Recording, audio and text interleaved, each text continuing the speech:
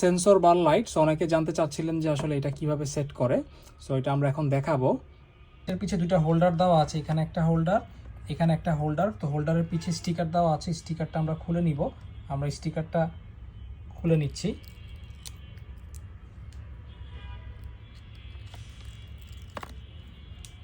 উপরের যে পাতলা পেপারটা আছে এটা আমরা খুলে নিয়েছি। খুলে নেওয়ার পর আমরা এখানে সেট করব। তো আমরা যেই জায়গাটাতে সেট করব এই জায়গাটা কিন্তু অবশ্যই একেবারে পরিষ্কার এবং ক্লিন থাকতে হবে, কিন্তু একদম শুকনা থাকতে হবে, নাহলে কিন্তু ঠিক মতন সেট হবে না। এই যে আমরা এখন এইভাবে করে আস্তে করে এটা আমার পজিশন মতো নিয়ে আমি সেট করে ফেললাম। ঠিক আছে, এই যে এটা কিন্তু ভালো করে চাপ দিয়ে লাগাই দিতে হবে, নাহলে কিন্তু এটা সেট হবে না। এই যে দিয়ে আমরা একটু এখান দিয়ে চাপ দিয়ে দিলাম, একটু চাপ দিয়ে আমরা দিয়ে দিলাম।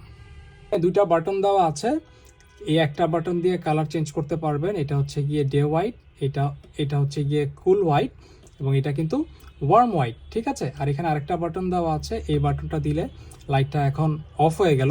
আমি যদি আরেকবার প্রেস করি লাইটটা অন হয়ে গেল। এটা এইখানে সারাক্ষণ এটা জ্বলে থাকবে এই মোডে। আমি আরেকবার প্রেস করলে এটা এখন সেন্সর মোডে চলে আসলো। মানে আমি যদি লাইটটার 3 ফিটের আশেপাশে থাকি লাইটটা অটোমেটিক জ্বলে উঠবে এবং আমি চলে যাওয়ার কয়েক সেকেন্ডের মধ্যে লাইটটা আবার অফ হয়ে যাবে।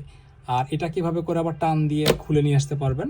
খুলে নিয়ে আসে এখানে ক্যাবেল আছে, এই ক্যাবেল দিয়ে টাইপ সি এর মাধ্যমে এটাকে আবার ফুল চার্জ করে নিতে পারবেন। ঠিক আছে, তারপরে আবার নিজের মতো করে আবার আগে যেখানে ছিল হোল্ডারটা সেই অনুযায়ী আবার সুন্দরভাবে সেট করে রেখে দিতে পারবেন। সো এই ছিল আমাদের সেন্সর লাইট বার।